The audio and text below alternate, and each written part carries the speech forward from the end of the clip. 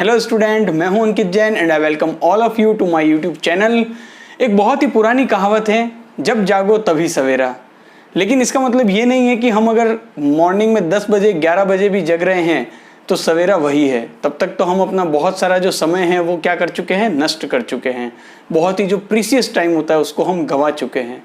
आप सब सोच रहे होंगे कि वीडियो की शुरुआत में मैं ये सब क्यों कह रहा हूँ, लेकिन वीडियो के अंत में आप समझ जाएंगे कि जो कुछ मैंने कहा है वो पूरी तरह से सच है।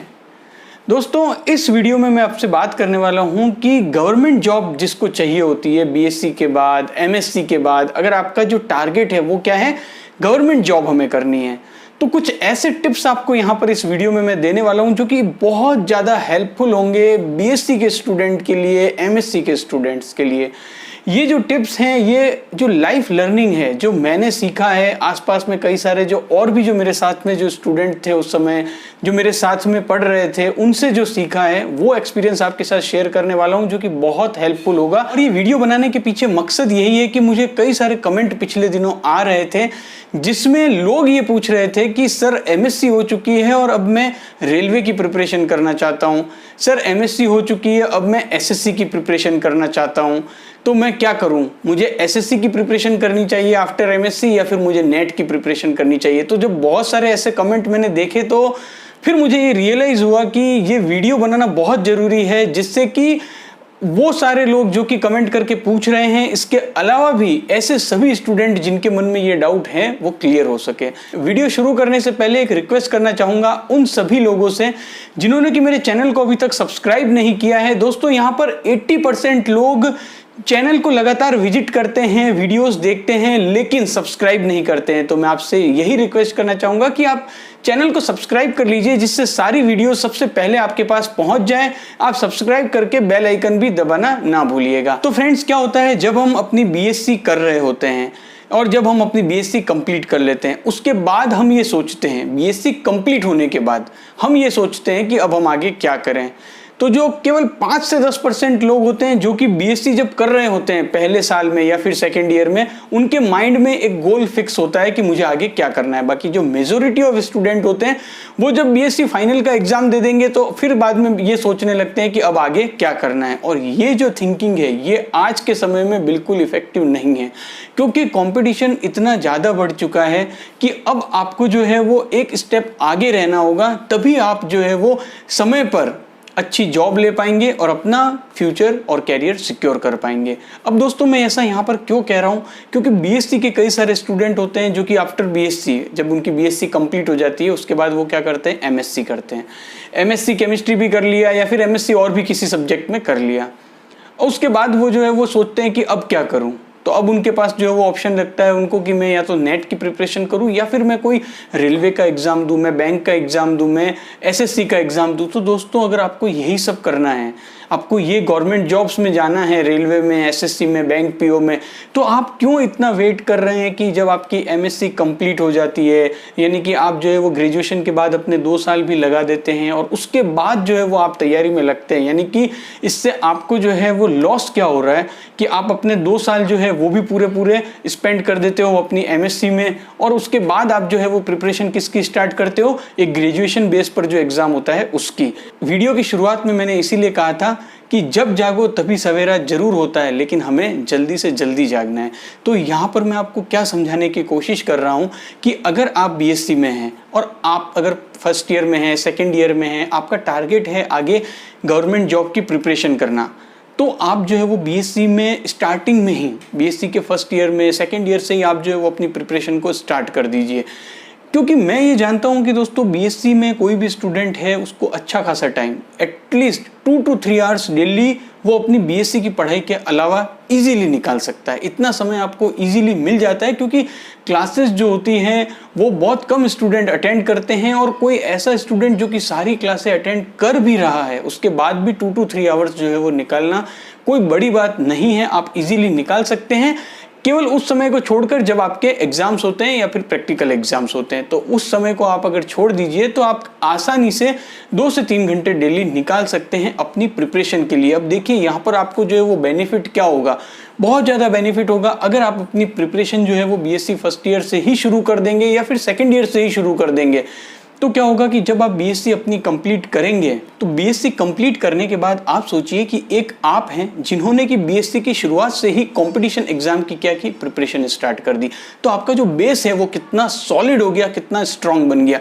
एक दूसरा स्टूडेंट है जो कि बीएससी कंप्लीट होती है और फिर सोचता है कि अब मैं इस एग्जाम की प्रिपरेशन करूं, तो आप जो है आपने ऑलरेडी 20 to 30% जो है वो तो अचीव कर लिया है और आप जो है वो काफी ज्यादा आगे हैं रेस में। तो ये आपको बहुत ज़्यादा बेनिफिट देती है चीज़, क्योंकि क्या होता है फ्रेंड्स कि जब मैं बीएससी में था, मैं यहाँ पर बात बता रहा हूँ 2009 की, 2006 में मैंने बीएससी में एडमिशन लिया था और 2009 में जब बीएससी कंप्लीट हुई तो ये जो 2006 से 2009 का जो टाइम था, इस दौरान हमने कुछ भी एक्स्ट्रा नहीं सोचा। केवल बीएससी कर रहे हैं तो सिर्फ बीएससी ही करेंगे, कुछ भी एक्स्ट्रा यहाँ पर दिमाग नहीं लगाया कि साथ साथ में अगर कुछ प्रिपरेशन करेंगे, थोड़ा टाइम एटलीस्ट अगर 1 से 2 घंटा भी डेली देंगे तो उसका आगे जाकर कितना ज़्यादा बेनिफिट होगा। और जब क्या हुआ कि बीएससी कंप्लीट हुई उसके बाद कंप्लीटली ब्लैंक थे, तो ये जो चीज़ है वो आपके साथ ना हो।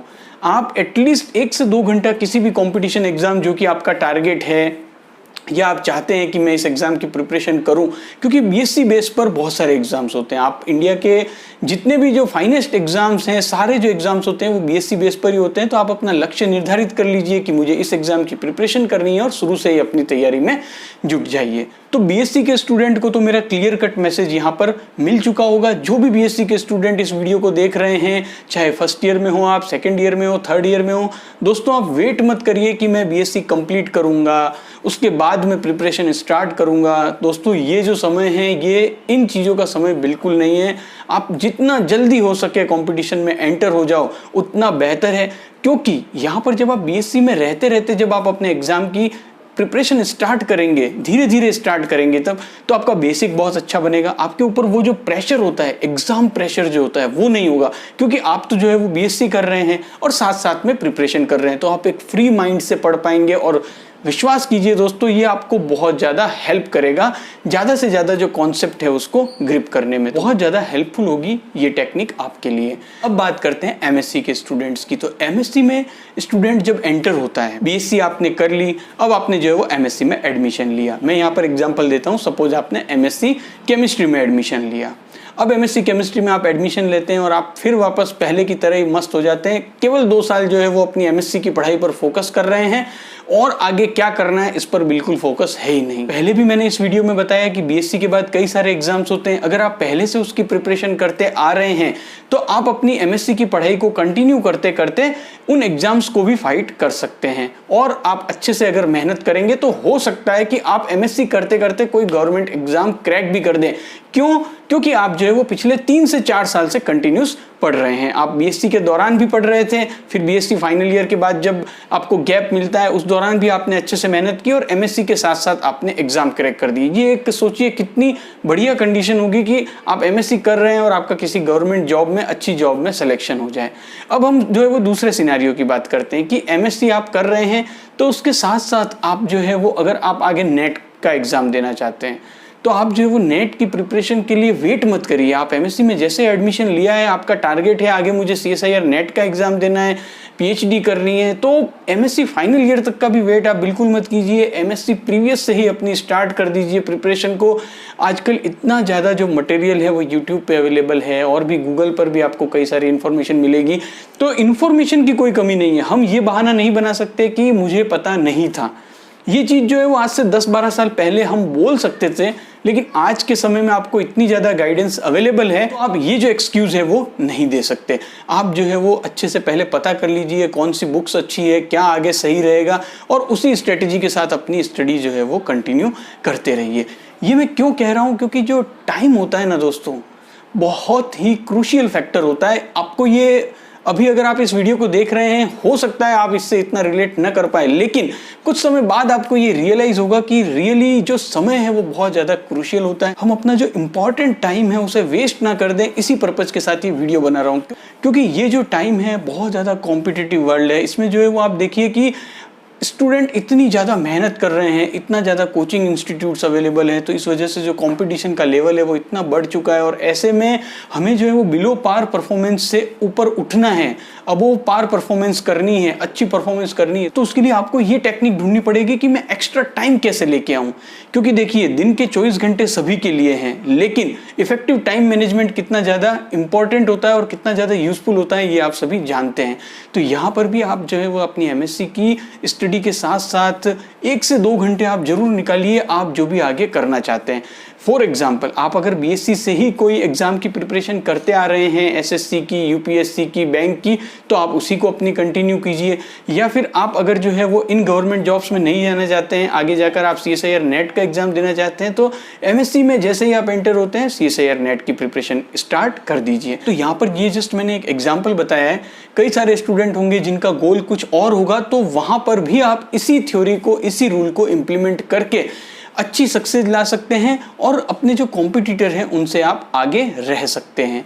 तो यही एक मकसद था इस वीडियो को बनाने का। आई होप मेरा जो मैसेज है, जो मैसेज मैं इस वीडियो के थ्रू देना चाहता हूं, वो आप तक जरूर पहुंचेगा। और आप तक अगर ये मैसेज पहुंचा हो तो मुझे आप जरूर नीचे कमेंट बॉक्स में कमेंट करके बताना कि ये जो टिप्स हैं ये कितनी हेल्पफुल होगी आपके लिए। Thank you for watching this video.